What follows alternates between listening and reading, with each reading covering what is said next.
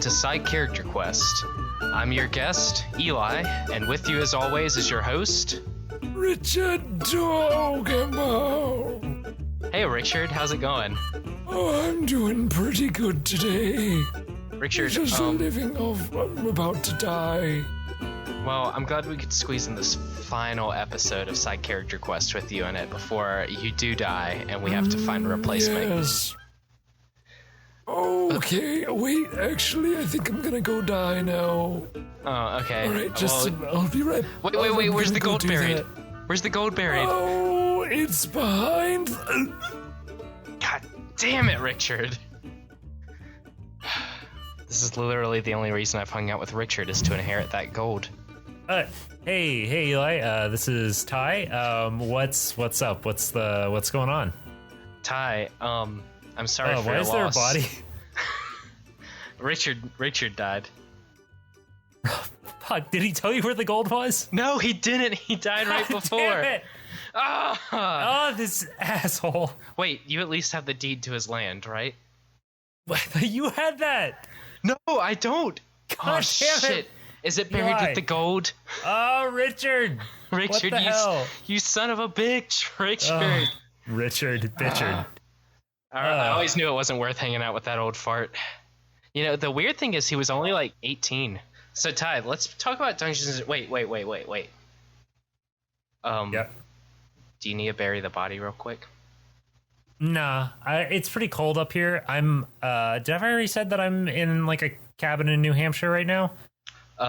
Before we started the actual show, yes. Okay. Yes, I'm in a cabin in New Hampshire right now. It's pretty chilly. So I think that'll probably preserve his body. The only reason I'm not like I'm not dying right now is because I'm wearing like a heating pad and I have a space heater and stuff. If you can hear that space heater, I apologize. But why don't you just suck it up? Just deal with it for once. For once. Richard's dead. Richard's dead. There's bigger problems. Speaking of bigger problems, there is totally a skeleton walking your way. So, hey, Eli, give us a recap of what happened last episode. Okay, so last episode... wait, have we even introduced the show yet? Yes, we did. Okay, sorry. Yes, we did. And then Okay. Richard died. Then Richard died. God rest his soul. You weren't here for the introduction. No, sorry. That explains why I didn't know. Yeah, so last time on Side Character Quest, Sir Rodrick teamed up with Velma, the halfling ranger character who was housed up in that building that she was housed up in the building that had the mark of the wall climbers, which was More of a group. shack than a building. Okay, well, a shack is a building. You're I just suppose. going over semantics here. She said that she might know where the girl that Sir Rodrick was trying to find might be. So they rode to this clearing where there were a bunch of mushrooms. Sir Rodrick saw a hole in the ground, thought it would be a good idea to hammer that hole. They fell very nearly to their deaths. Yep. They're not feeling great. They were able to send Velma's owl to potentially go get help as they explored this dungeon area. The most interesting thing that I remember is at one point on the wall in the dungeon area, there was a crest of a boar's head that perfectly matched a crest that is on Sir Roderick's warhammer that has been passed down to him by generations. Yes. It's like a little crest of a boar. As things were ending, out of the shadows in this stone wrought hallway, this pathway, a skeletal forms had been walking forward, and we're jumping right back into that time slot. And what happening now is Velma, you hear her as she says to you, "What the fuck is that? What is that? What is that?" And she is like backing up, and she drops the little lantern that you guys had lit and is like running backwards. I step in between Velma and the skeleton. There's just one skeleton, right? Yeah, as that's all you can see. Yeah. Okay, and I unshoulder my shield, so that is on one arm, and I raise my warhammer and say, "Hail! What kind of creature are you?" As you are doing this, the Velma is like still yelling like "What the fuck!" and is like running away. Her voice is getting quieter as this happens, and the skeleton sort of cocks its head to the side, and it sort of mimics your action, putting a shield that was resting on its back out in front of it, and also pulling out a short sword. Okay. And it is, and then it pauses for a minute and waits for you to do something. Are you about to do something? I yell to Velma, "Stay behind me, but do not go too far." And I'm yelling because I realize that she's far this away. might be too late. Yeah. Yeah. And then I cautiously but confidently step forward to the skeleton. So as you do that, the skeleton is going to roll for initiative, and you are as well.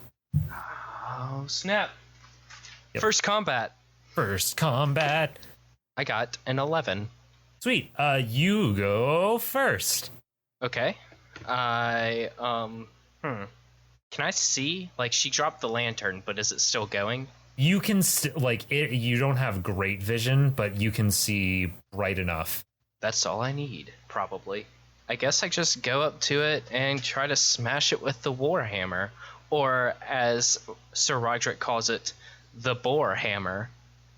Because what with the boar symbol on it? Yeah. It's the one, the one sort of playful thing that he allows himself. There's not many. Nope. I got a 15 for attack. Sweet. Yeah, that is going to hit it. So you slam out your hammer. This thing like turns, and you can see it sort of like slowly moving its shield up in the path. But this thing is still sort of like creaking and not moving super well, and it does not manage to put the shield up in time, and your hammer smashes into its ribs. So yeah, roll damage on that. 10 damage. 10 damage. You crack off a good like 5 or 6 of those ribs, and they just sort of shatter and land on the ground.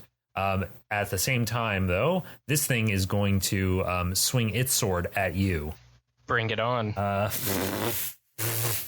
9. I deftly deflect the sword with my shield. Nice. Yeah. So now it's your turn as well. I say this: "You're going to have to fight stronger than that, villain." And I swing my boar hammer at it for a 14 to hit. That does not hit, but barely. Okay. So this thing puts its shield up.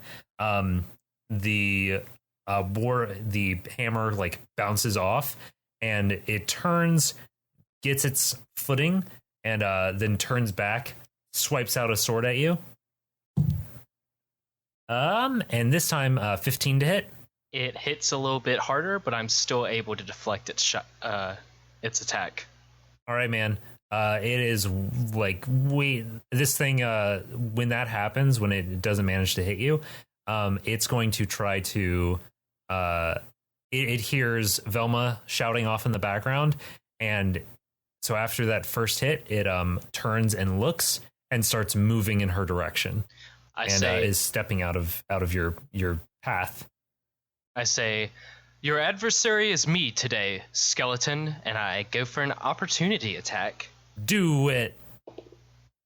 21. Man. So you, as this thing, like, he just sort of stops paying attention to you and walks right by you. And as it's like turned around and like walking towards Velma, you smash your hammer down on its skull, and it just like crush into the side of the skull, and the thing collapses out and down into a pile of bones in front of you. And I, for the first time in this game, yell, "Huzzah! Velma, to me! The coast is clear." You can hear Velma back in the room that you guys originally came from, just sort of like shouting and like and moving around, knocking things down. Like, fuck! Ah, there's fucking skeletons! Velma, it is safe. I am here. I will be the shield against the darkness. It's like, and you hear her say, like, yeah, he said that people are fine, but like everywhere sucks.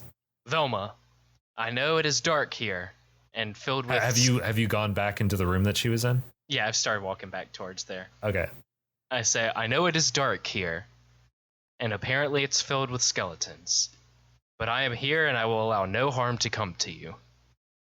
So you go in there, and she's like, you find that she's just sort of like backed up against a wall and kind of like looks like she was hyperventilating, but has started to calm down.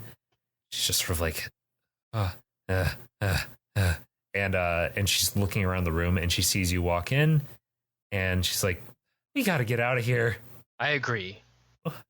Okay, as long as we're on the same page, can we just find a way out now, like as soon as possible? We must find the girl first. Exit second. Okay. All right, fine. And she gets up and just sort of like runs over to where you're standing, and then is like, where's my lamp? And she realizes she had dropped it and leads you back into the main hall area. And when we get there, picks it back up. I place a comforting hand on her shoulder and kind of lean so that I'm, down to her size, and say, Velma, I have legged you into danger, and for that I am sorry, but know this, I will keep you safe as long as the darkness has surrounded us. Yeah, give me a charisma check. Maybe my charisma is very good. Yeah, just to see like how good of a job you do at like convincing her that she's cool. Got a 7. She is not very convinced. But I have my most charming smile, which is, I'm assuming, very crooked and creepy. It probably has to do with like the lantern's light. Yeah, casting shadows on my face. Yeah, and your face is like also kind of covered in dirt because of falling under that earth. So yeah, it's not super convincing. Just like let's just get a handle on things. Like just get out of here, okay? Fine. Would it help you if we took a bit of a rest? I just want to leave. I just want to get going. Okay. And I guess I lead her down the hallway some more. Okay. So you guys start going down this path. You walk by that mark on the wall, the boar mark, and you notice that the path starts to widen up a little bit. This hall gets like bigger than it was before, and it gets to the point where roll me a perception check. 11. Yeah, you can kind of tell this place is it's like cobblestone, fairly like flat and well maintained, and it's wider and just like more just like a more comfortable travel path as you're walking along. And as you continue, you notice a like cutout in the wall down the ways a little bit. As you approach that, you turn and look, and Velma is like standing well behind the cutout. You turn and look, and you notice something that looks like stables. Okay. I'm going to investigate. Cool. As someone who is a fan of horses. Yeah. So you walk over into these stables, and this place, like up until this point, you haven't really noticed much stuff made of wood. Like the shield that the skeleton had was made of wood. Everything else though has been stone, or dirt. But this stable's like has some like rotting, like not even rotting, just like very, very, very old wood materials, like sort of making the frames of these things. And you notice reins and saddles. You notice, like, resting against a wall, you notice a horse, a skeleton of a horse resting against the wall. Is it moving? And as you say that, the head, as you like are stepping forward to take a closer look. That. Yeah, that's what I mean. Wait, as before I took a closer look, I say, Velma, you might want to stand back. And I kind of grab my hammer, not like it's not fully out, but just kind of like have it behind my back so it's ready. And I edge forward to check it out. You turn as you're looking to do that. You turn and look, and her hand is like peeking around the corner. Just her hand, like directing the lantern into the space. She is well behind the corner of there, and the head of the horse, the skull head of the horse, turns and looks at you, and the horse pulls itself off of the wall, and that it was just sort of leaning against, and it stands up and just sort of moves to the front of the stall it's in. Okay, Rodrick whispers to himself, "What devilry is this?" And he kind of moves forward and kind of like, does what a good horse person does when they're around like a wild horse, kind of stays low, unthreatening, and just kind of like reaches out to like touch it, touch it, because while he's like concerned that there's some weird black magic shit going on, this is also pretty rad. Like, this is stuff that Rodrick has read about. Like he is staying very calm and cool, but he also realizes that he just killed a walking skeleton. Like, let's talk about Rodrick's kill count. It was a bandit that tried to stab him, and a skeleton. Like, Rodrick's having a banner day today. Yeah. So he is like, staying very calm, and like, again, that's that military discipline. But he is going to try to touch the skeleton horse. The horse sort of moves forward and like reaches out in a way that is exactly how you would expect a domesticated horse to react. Like it sort of like reaches out to your hand, not like a dog like going to lick your hand, but like sort of the tentative, cautious way that horses do, but still with some confidence that it's like, it's bigger than you and it could, kick you if it wanted to. Ty, I realize that you might not have been around a horse, but there's no confidence in horses. They're terrified of everything. I've only been around a few horses. Yeah, I had horses growing up. I forgot about that. I was a horse person. Ty, did we still have horses when you came over to my house that one time? I think you might have had two horses. Yeah, that would make sense. Yeah, I forgot about that. Yeah, but yeah, these guys. Right. This guy is like very, very tentative, but like not like he's not trying to run away. Is I guess what I'm trying to get at. Okay. Yeah. I whisper back, Velma, you have got to see this. So you turn around and look, and she peeks her head around the wall and is like, what the fuck is that? What is that? What is that? What is that? What is that? What is that? She's like grabbing you and like pulling you down to her level. What is that? What is that? I need you to go grab me a saddle and that bridle. She walks over and she grabs the thing and is like still holding the lamp up and is just like repeating over and over again, what is that? What is that? But does she bring me the saddle and the bridle? She does. She's doing that as she's saying that. Like, she is too upset with what she's seeing to be able to like argue. She's just like All right, I take the saddle, and I'm assuming I don't need a saddle blanket since it's a skeleton. Probably not. And also, like, you see a saddle blanket that's just like falling apart, and that's the most you're seeing. Also, real talk, there's no way in hell a standard saddle would fit a skeleton horse, but we're gonna D&D this shit up real quick, and I'm going to very calmly walk toward the horse with the bridle, and just go like shh, shh, and just like slip the bit into its mouth. I think I'm gonna need a animal handling for that. Okay. Got a 17. Ooh, good. All right. Yeah, you slip that bridle right over, and finish describing what you were gonna do.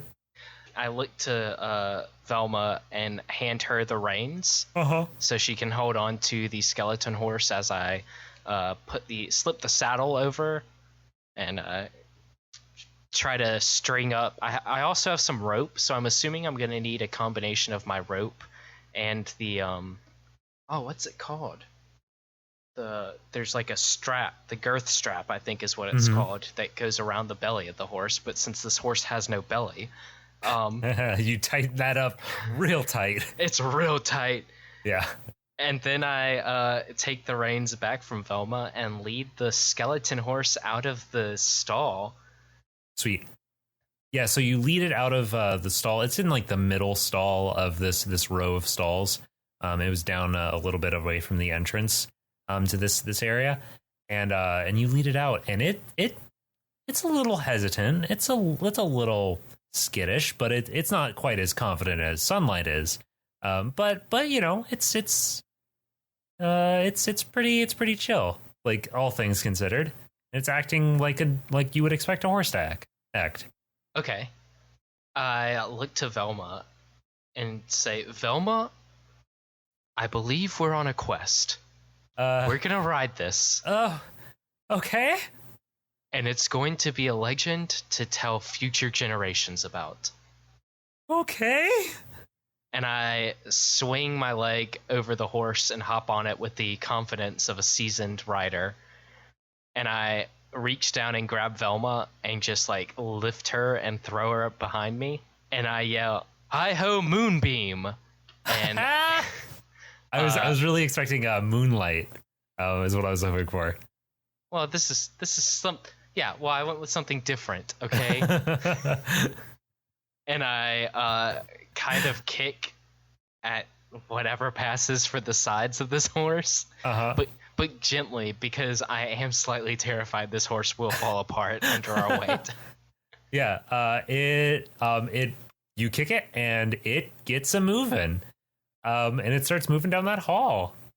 Ty, I gotta tell you, when I got my mounted combat feat, I never expected to ride a skeleton horse. Well, you know, things happen. Stuff happens, and you never know really what to expect. You never know when to expect skeleton horse. It's true. But yeah, as you're moving out of there, roll me another perception check. What is your passive perception? 11. Okay, cool. Yeah. Critical perception. Critical perception. So as you're moving out of there, you notice a couple of things. Man, you actually notice. Yeah, you notice a good bit of stuff. You notice everything. Quick thing that I want to play out before I tell you what that is.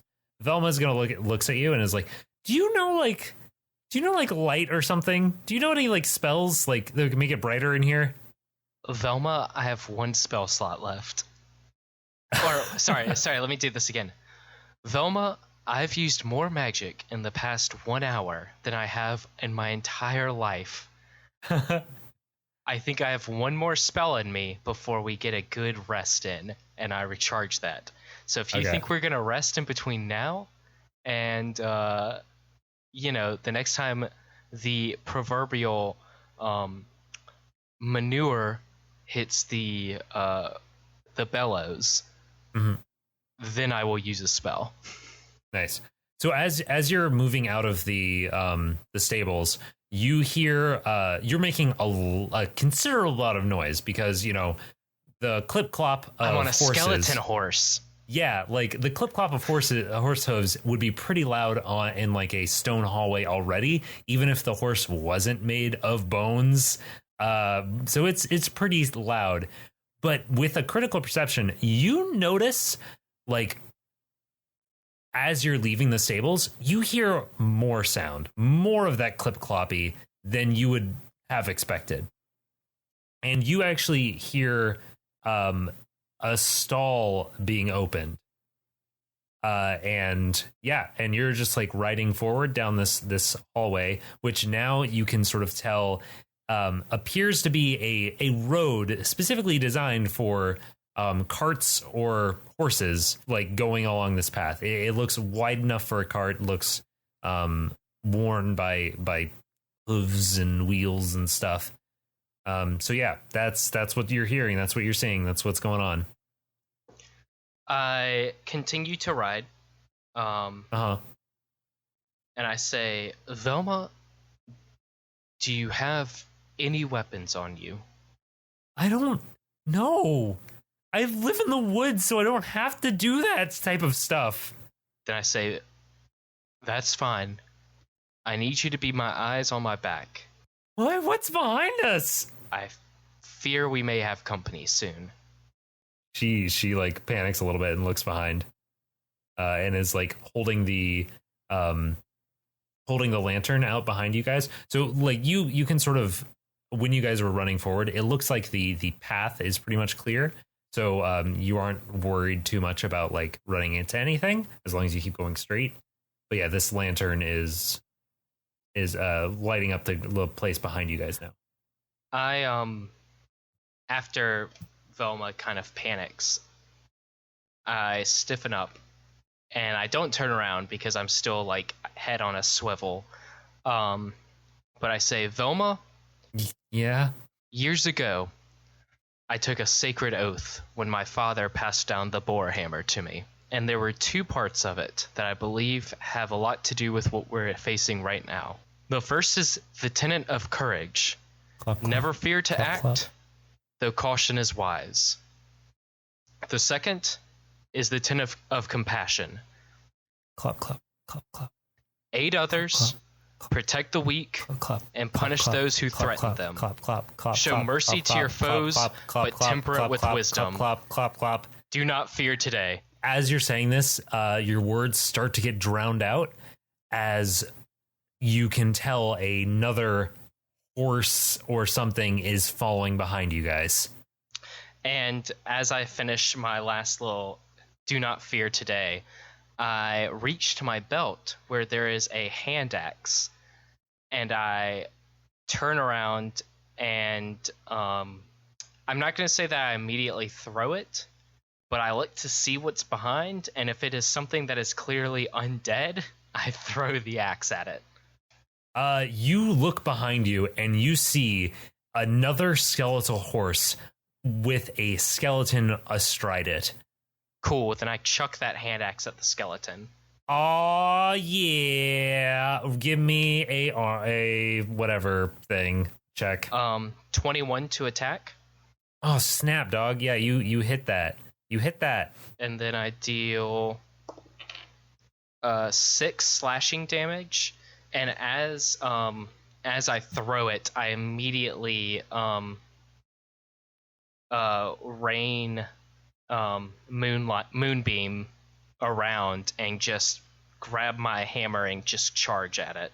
You threw your hand axe at this thing? Yes.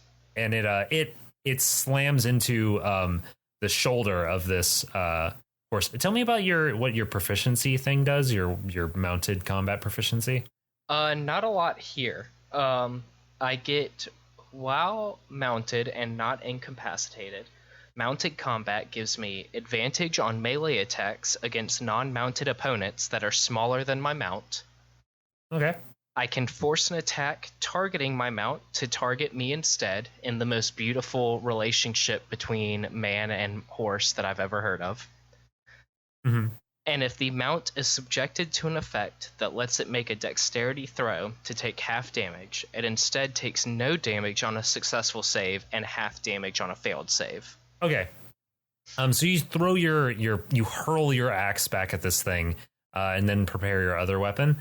And it slams into this the skeleton's shoulder and does how much damage does it do? It did 6 damage.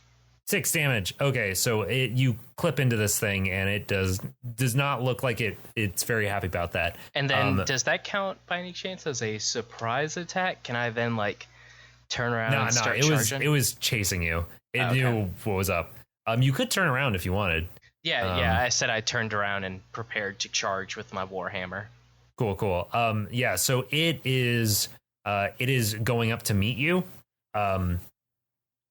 And it is going to, as you turn around, it rides by you and swipes out with a spear that it's carrying.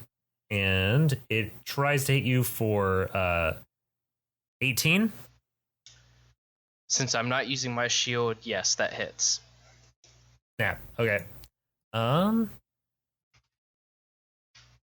Let's see. So that's going to do how much damage? Only 3 damage, not that bad. And it so it tries to stab out at you, and you manage to knock it a little bit to the side as it goes by. But then it also sort of rounds about and is facing you. You guys are, by the way, maybe 50 or 60 feet. No, a little bit farther than that. Maybe 100 feet away from the stables that you had just left. Okay. I say, Velma, hold on tight, and I kick the horse, and I, in a practice maneuver, let go of the reins, grab the warhammer with both hands, and then just smash into the skeleton, or attempt to. We'll see if I smash into it or not. Do it. 12. That barely does not hit. So you go to swing at it, and it pulls on its reins, and its horse swings it out of the range of your attack. And then it's going to, assuming you're not going to do anything else, it's going to turn towards you, and it is going to stab at you again with its spear for oh man, yeah, that's gonna hit 22. Yeah, that hits. Yeah, man. And 7 damage. Ooh. Okay. And with that, it raises immediately after that. It raises the spear up into the air and shakes it, and looks like it's doing a war cry, but you can't hear it. Yeah, and yeah, it's your turn now. In response, I turn around and raise my own warhammer and yell, "In the name of Lumen, be gone!" And then I go for another smash. Yeah. Okay, so you go for another smash. Roll me that shit. Okay, 20. All right. Yeah, so you roll a 20, and that totally hits. Definitely 100%. Cool. And 8 damage.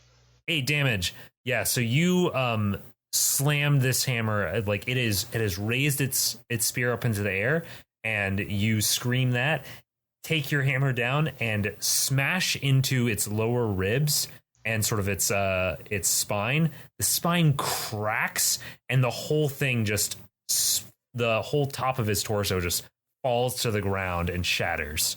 Huzzah! Another of these creatures defeated. Oh, God damn it, yes. Oh, good. Okay. All right. This is good. I kind of trot Moonbeam over to the fallen skeleton, and I guess it's skeleton horse. Has it moved? Yep, the skeleton horse is still there. It started to move away though. It's sort of whinnying and oh shit, my rider is gone. Sort of action. And I quickly slide off Moonbeam and just kind of try to grab the reins from this other skeleton horse and kind of try to calm it down. The other skeleton horse. Give me another animal handling. I'm gonna say you have disadvantage on this because somebody else was just riding it. And I you just critically killed its failed. rider. Woo! Woof. Yeah. Okay. Well. All right. Well, we all know the correct thing that has to happen here, right? It runs away, and I never see it again. It turns around, and it's gonna kick you real hard. That's fair. So it's definitely hits you, and it's going to do. Oh man. It does 11 damage. Ooh. Its skeletal hits or a kick smashes you like hard in the chest, and you get slammed against your other horse, who whinnies a bit, and what's her name? Velma sort of has to grab on real quick to keep from getting knocked off. Then it starts to run away. I look at the horse running, and I say, well, animals, you can't win all of them. And then I lean and pick up my hand axe off the skeleton, I guess, and tuck it back into my belt. And at this point, I kind of just grab the reins and walk it over to a wall, and tell Velma, I need a break. I was fine until I got hit in the chest by that horse. Do you think you could give me like a solid 30? I mean, she looks around and like you can tell she does not want to give you a solid 30, but she's like, yeah, okay, fine. Okay. So I'm gonna treat this as a short rest. How are you guys, like, what are you doing? Are you just resting against the wall? Yeah, I'm mostly just like sitting up against the wall and just like catching my breath and kind of like mentally preparing for what comes next. Okay, cool. Yeah, short rest. And then I'm gonna use some hit dice to heal. Cool. And then I ask Velma, how do you feel, Velma? I feel all right, I think. Yeah, I think I'm all right. She looks like a little worse for wear, but she seems not terrible. Cool. At the end of the rest, I'm going to use lay on hands and just give her like 5 more hit points. Okay. Because some of that recharged. Yeah, she looks much better off than she did before. Cool. All right. I look at her and say, I'm much better prepared now. I'm going to use Divine Sense. Okay. I know the location of any celestial, fiend, or undead within 60 feet that is not in total cover.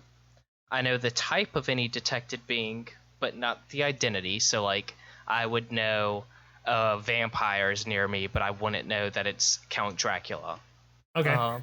And then I can detect the presence of any place or object that has been consecrated or desecrated. Okay. What does that mean, consecrated or desecrated? So, like, if if a location has been blessed, then I would know that. Or essentially, if there are any altars or places where rituals happen. Altars. So, like, consecrated is something where something holy happens. Like a church altar area is generally consecrated. Places where rituals of the black magic variety or unholy type would be desecrated.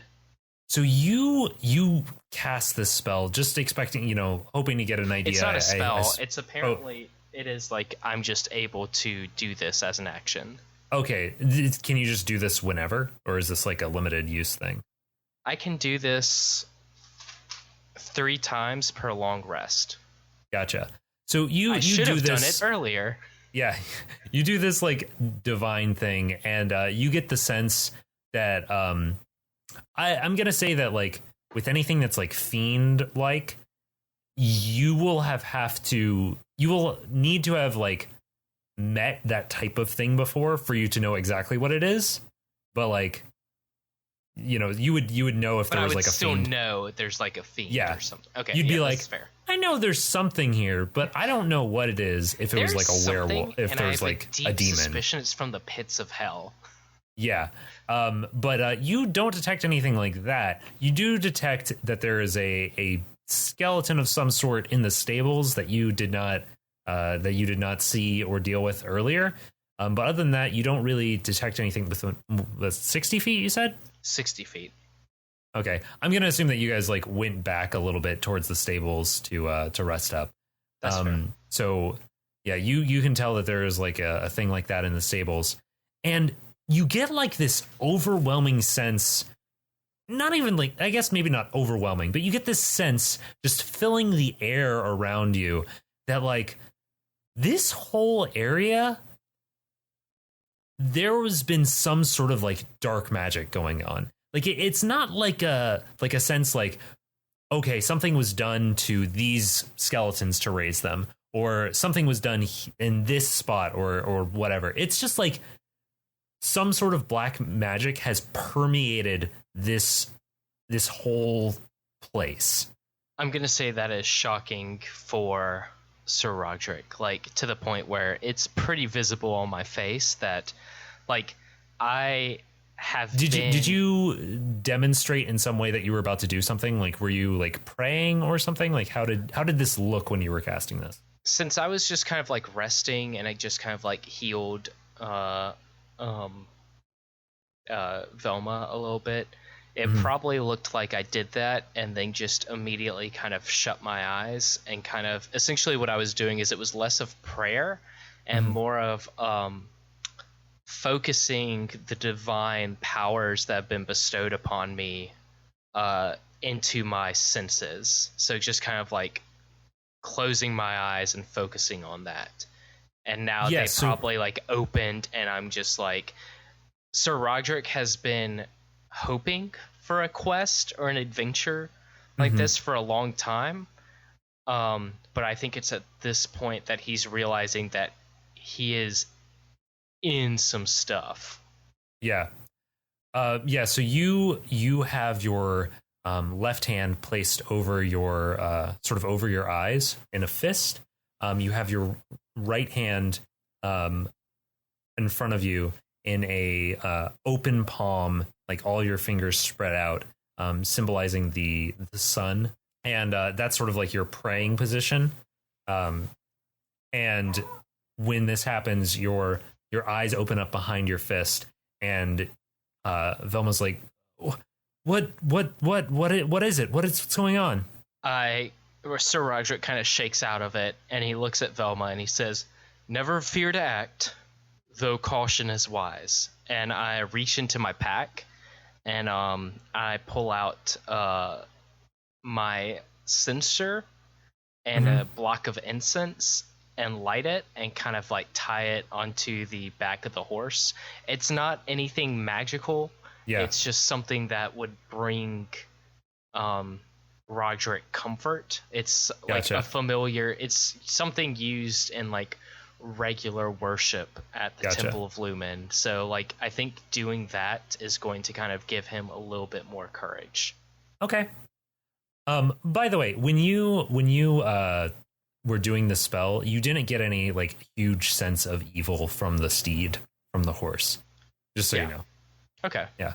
But I'm sure I identified it as, yep, that's undead. That's undead. That was made by like some evil shit, but it's like not There's necessarily evil in and of itself. Okay. Yeah. I look at Velma and I kind of like realize that I need to do something because I don't want to worry her. And I say, Velma, there's another steed in the stables if you would like your own. Oh, okay. Wait, so like not the one that kicked earlier, but like the one that you detected earlier?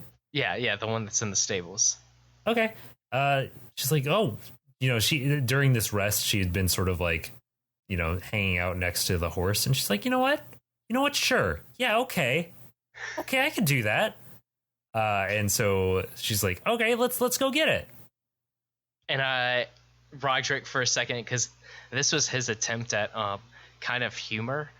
He did not actually expect her to have like worked up the courage, and he kind of like smiles and laughs like, "Ha ha, that's the right attitude," and kind of like smacks her on the back and walks her back to the stable and helps her finds the other skeleton. And so you guys you detect that the skeleton is like behind one of the doors, and so she goes and she's like, all right, and she you point it out and she goes to open it up, and as she opens it up, a humanoid skeleton falls down on her and starts punching at her. I'm dead and in hell right now. All right, I guess I just golf swing my hammer at it. Give me a attack roll. I did say it was a skeletal thing. I didn't even think that you would think it was a horse. Yeah, no, that's fair. Like, all right, 18. Yeah, you hit it. Roll damage. 11. Yeah, you hit it, and its head just like shatters, and its whole shoulders just like fall apart on kind of on top of her, and she's like, "What the fuck? God damn it! Every time! Did you know this?"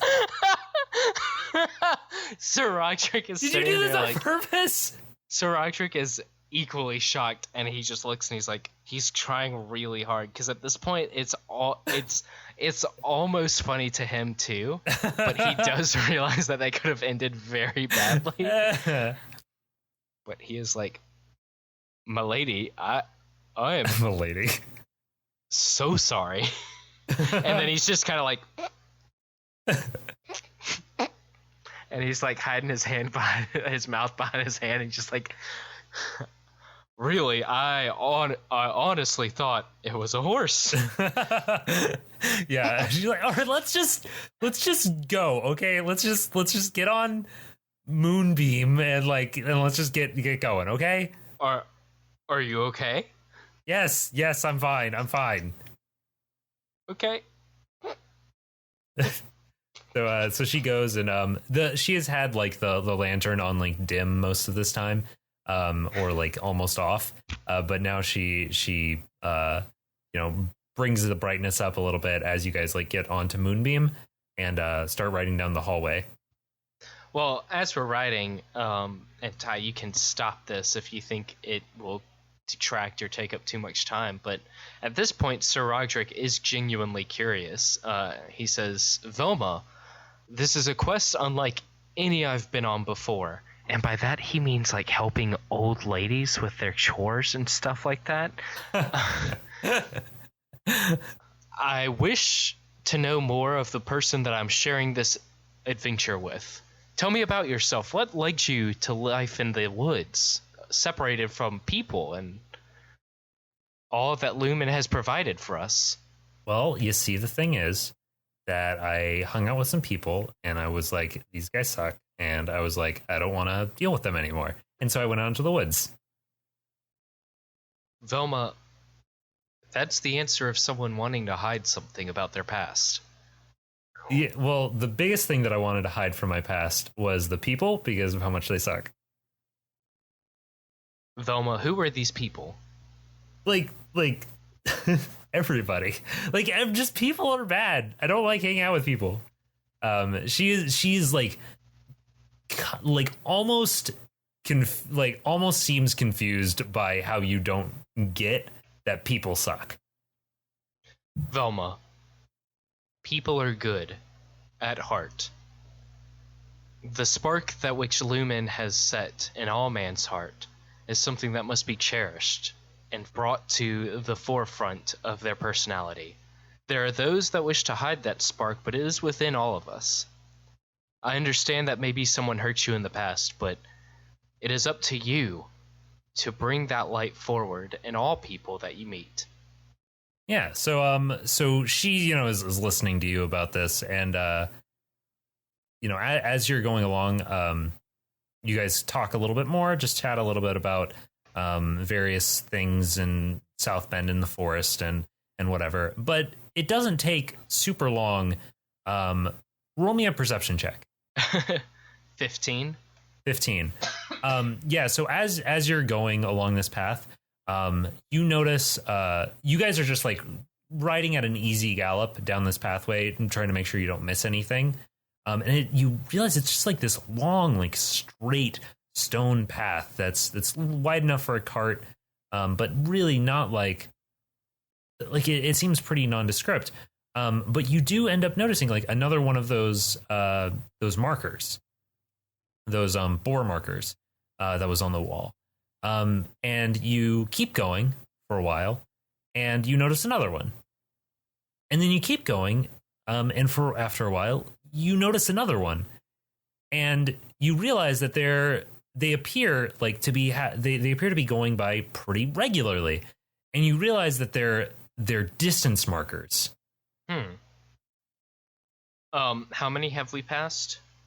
A fair number. Like less, like you've probably gone a few miles, and you've probably passed by like 4 or so. Velma, have you ever seen this symbol before? So you say that as you're passing by one of them? Yeah. I mean, not that I remember. Like I've never noticed one before. Isn't it like on your hammer? It is. However, the symbol on this hammer has never been explained to me. It's been passed down generations to generations. This place is pretty old. Like, I wouldn't be surprised. I don't know. Like, who do you think like built this? This is the first time that she's seemed curious since you guys saw the skeleton. She is finally starting to like relax a little bit.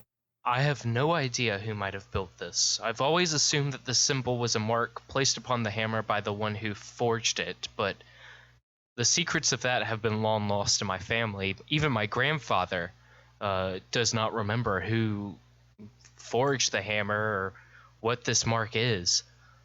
All I know about this place is that something has happened here.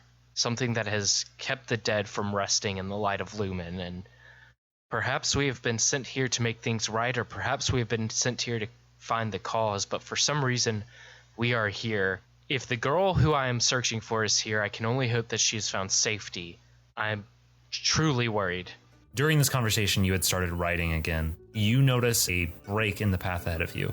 You see that it has split off in 2 extra directions. Forward and a little bit to the left, forward and a little bit to the right.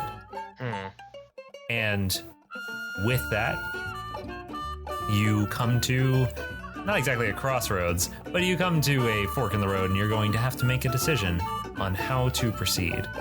And I think with that, we are going to stop for tonight. Will he pick left or will he pick right? Tune in next time on Side Character Quest. You can also pick forward or whatever. I might not have done a great job of describing that. Wait, don't we sign off somehow? This has been Side Character Quest, folks. Thanks for tuning in, and tune in next time. I'm alive again. Oh, Richard, you magnificent son of a bitch. Wait, no. Oh, I'm dead. God damn it, Richard. He died. I can't believe that guy, right? Son of a bitch, how are we gonna get that gold? I don't know. No, this is... Oh, gosh. Okay, all right. Well, all right. We'll see you some other time. I'm gonna see if this guy has any, like a will lying around or something. Like a map. All right. All right, we're done. Bye. Yay. Yay.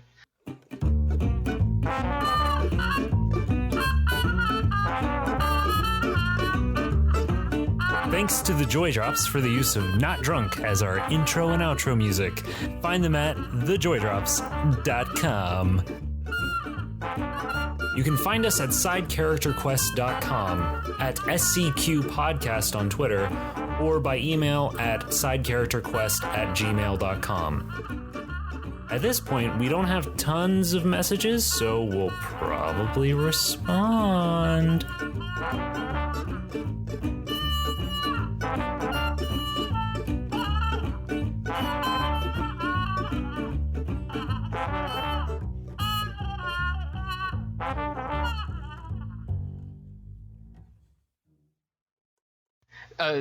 There'll be like a little music playing and then bloopers.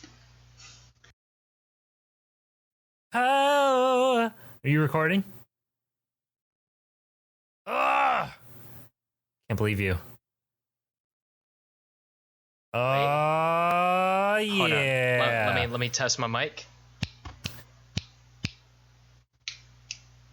Yeah, definitely the right one.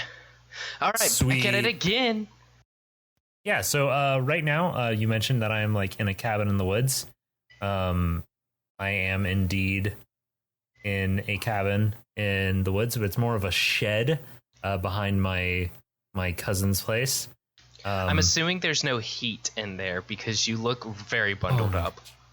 So I am very bundled up, and it is very cold, but there is a space heater below me, and I have a heating pad on my back. Nice. So like parts of me feel very comfortable. The other parts are falling off as we speak. Yeah, they're very chilly. My hands are very chilly. So funny story, Ty. When we were first discussing this whole project, I thought it'd be fun to, at the beginning, talk about what we were drinking. And I thought that was very clever and very funny and not done before. And I started listening to trends like these a couple weeks ago. And I was like, oh, this is a thing other people do anyways. It is also a thing that a few different D&D podcasts are built entirely around. Oh, really? Yeah, like there's a couple of I've discovered this since. There's a couple of D&D podcasts that like are about the fact that they're drinking. Ah. Well, okay then. Well, I know, right? Looks like you were wise in avoiding that. Mm-hmm. Also, today, just on that note, I'm drinking Belle-Vie grapefruit sparkling water. It tastes like soap. Oh, gross. It's not very good. Don't put this in the podcast, please. But Ty, I feel like I can discuss this with you. This is all going in the podcast. None of this is going in the podcast. It's all going in the podcast, and you're gonna get a lot of comments saying like, "Fuck that Eli guy. He doesn't know." Eli guy. Yeah, he don't know shit. I don't. I don't.